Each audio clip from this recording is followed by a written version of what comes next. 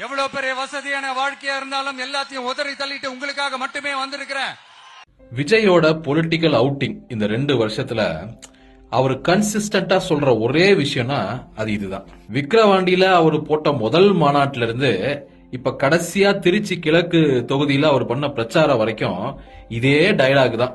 நான் என்னோட கெரியரை விட்டுட்டு வந்திருக்கேன், கெரியரோட பீக்கை விட்டுட்டு வந்திருக்கேன், நான் என்னோட 1000 கோடி ரூபாய் சம்பளத்தை விட்டுட்டு வந்திருக்கேன், நான் என்னோட லக்ஸூரியஸான வசதி வாய்ப்புகளோட இருக்கிற லைஃப விட்டுட்டு வந்திருக்கேன் அப்படிங்கிற இந்த டயலாக் தான். இந்த டயலாக, இந்த எண்ணத்தை, இந்த சேவியர் காம்ப்ளெக்ஸ விட்டு தள்ளுங்கன்னு நம்மளும் முதல் நாள்ல இருந்து விமர்சனம் பண்ணிட்டு இருக்கோம். ஆனா அண்ணன் கேக்குற மாதிரி இல்ல. நமக்கு என்ன புரியலன்னா, அப்படி என்ன லக்ஸூரியஸான லைஃப விட்டுட்டு இவர் வந்துட்டாரு?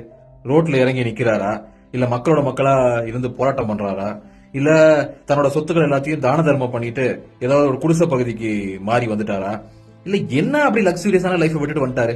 இப்பயும் எங்க போகணும்னாலும் பஸ், ட்ரெயின், ஏன் பேசஞ்சர் பிளைட் கூட கிடையாது, பிரைவேட் பிளைட் தான். எந்த கூட்டத்தை நடத்தினாலும் அதுல மேடை கீடெல்லாம் போட்டு அதுல உட்காரதெல்லாம் கிடையாது. நேரா கேரவான்ல வருவாரு, ஒரு 5 நிமிஷம் 10 நிமிஷம் அது மேல ஏறி நின்று ஏதாவது பஞ்ச் டைலாக் பேசிட்டு திரும்ப அந்த கேரவானுக்குள்ள இருக்கிற ஏசிக்குள்ள போய் உட்காந்துக்குவாரு. அப்படியான ஒரு லைஃப் தான். எங்கேயாச்சும் ரோடு வழியா டிராவல் பண்ணோம், இப்ப ஏர்போர்ட்ல இருந்து அந்த இடத்துக்கு ரோடு வழியா டிராவல் பண்ணோம்னா அங்கெல்லாம் அவரோட அந்த காஸ்ட்லியஸ்ட் ரோல்ஸ் ராய்ஸ் கார்ல டிராவல் பண்ணுவாரு. அப்புறம் அங்க போயிட்டு கேரவான்ல ஏறிக்குவாரு. இவ்வளவுதானே இவரோட வாழ்க்கையா இன்ன வரைக்கும்? இதுல எங்க அவர் லக்ஸுரி எல்லாம் விட்டுட்டு வந்துட்டாரு, அவரோட வசதி வாய்ப்புகள் எல்லாம் விட்டுட்டு வந்துட்டாருன்னு இவர் கிளைம் பண்றதுங்கிறது எனக்கு புரியவே இல்லை. ஒரு விஷயத்த நல்லா புரிஞ்சுக்கோங்க மிஸ்டர் விஜய், அரசியல் அப்படிங்கிறது ஒரு சேவை துறை. அந்த சேவை துறைக்கு நீங்களா விருப்பப்பட்டு நீங்களா ஆசைப்பட்டு தான் வந்திருக்கீங்க.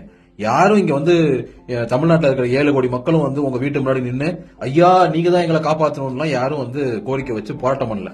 முதல்ல அந்த டெலூஷன்ல இருந்து வெளியில வாங்க. நான் அரசியல சேவை துறைன்னு சொன்னல, அரசியலுங்கிறது ஏதோ கட்சி தொடங்கி எலெக்ஷன்ல ஜெயிச்சு சிஎம் ஆகுறது மட்டும் கிடையாது. அரசியலுங்கிறது சமூக இயக்கமா செயல்படலாம், மக்கள் போராட்டங்கள்ல நின்று செயல்படலாம், மக்களுக்கான கோரிக்கைகளை அரசாங்கத்துக்கு கொண்டு போய் சேர்க்கக்கூடிய அந்த மாதிரியான விஷயங்கள்ல செயல்படலாம். இந்த மாதிரி ஏகப்பட்ட விஷயங்கள்ல செயல்படலாம். நீங்க எதுலயுமே செயல்படல, ஜஸ்ட் கட்சி ஆரம்பிச்சு அப்படியே அந்த லக்ஸூரியஸான லைஃப் அங்கேயும் கண்டினியூ பண்ணிக்கிட்டு டைரக்டா சிஎம் ஆகி சிஎம் சேர்ல போய் உட்காந்துக்கிட்டு நான் இந்த மக்கள் எல்லாம் காப்பாத்திடுவேன், ரட்சிக்க வந்த ரட்சகன் அப்படின்னு பேசிட்டு இருக்கீங்க. இந்த மென்டாலிட்டிய ஜஸ்ட் அரசியல் மேடைகள்ல ஒரு டயலாக்ஸ், ஒரு ரெட்டாரிக்ஸுக்காக பயன்படுத்திக்கிறீங்க அப்படின்னா பரவாயில்ல. ஆனா இதே சேவியர் காம்ப்ளெக்ஸோட இதே டெலியூஷன்ல தான் நீங்க உண்மையாலுமே இருக்கீங்க அப்படின்னா மே 4ஆம் தேதியை கடக்கிறது ரொம்ப கஷ்டமா போயிடும் மிஸ்டர் விஜய்.